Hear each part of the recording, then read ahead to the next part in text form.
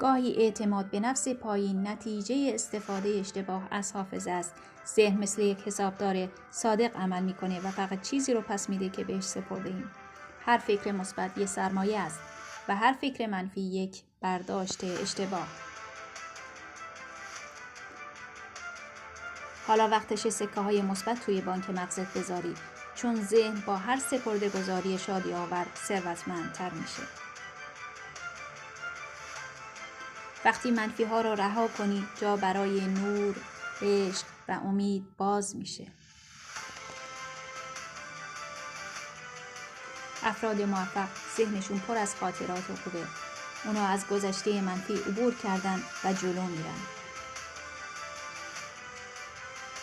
ذهن تو صادق ترین حسابدار زندگیته. همیشه افکار مثبت را سپرده گذاری کن.